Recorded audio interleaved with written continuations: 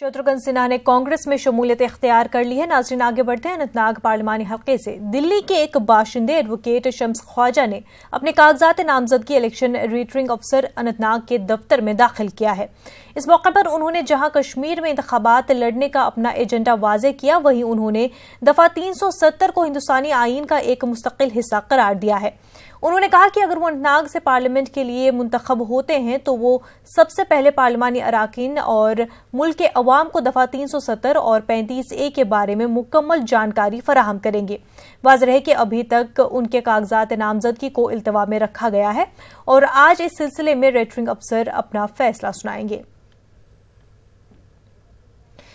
हमारे नुमाइंदे मुदस्सिर कादरी इस वक्त हमारे साथ जुड़ चुके हैं। मुदस्सिर, दिल्ली के एक एडवोकेट ने पर्चे नामजदगी दाखिल किया है, क्या वजह है उसकी, क्या एजेंडा है उनका? जी बिल्कुल मुनज़्ज़म, मैं आपको बता दूं कि शम्स ख्वाजा, जिस से आपने बताया नाम के ये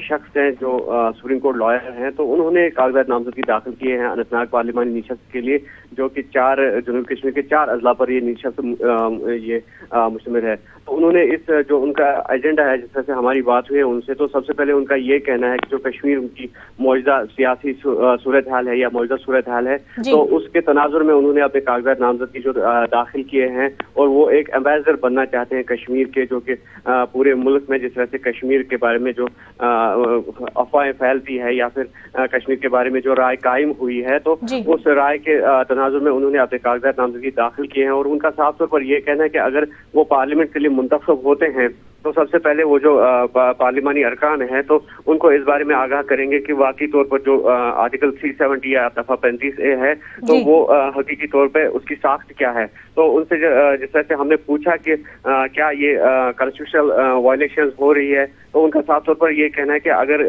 आईनी हिंदुस्तान के आइन के बारे में अगर हम बात करेंगे, जिस तरह से मुल्क के आइन की अगर हम बात करेंगे, तो उसमें तरामीम लाने की कोशिश की जा रही है कि जो कि नाकाबिल कबूल है। तो उस वाले से वो उन्होंने जो मौक़िफ़ है वो अपना वाज़ेह किया है कि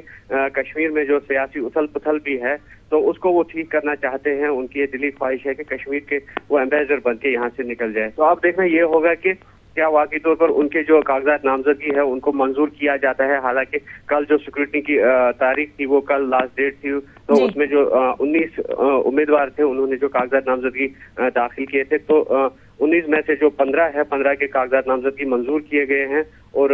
2 के जो है वो मनसूख किए गए हैं और एक जो है इसको इल्तिवा में रखा गया है। शम्स ख्वाजा के जो पेपर्स हैं उनको इल्तिवा में रखा गया और उस पर आज जो है फैसला ये किया जाएगा कि क्या ये मंजूर किए जाएंगे या नहीं। जी बिल्कुल मुदस्सिर, बहुत बहुत शुक्रिया आपका तमाम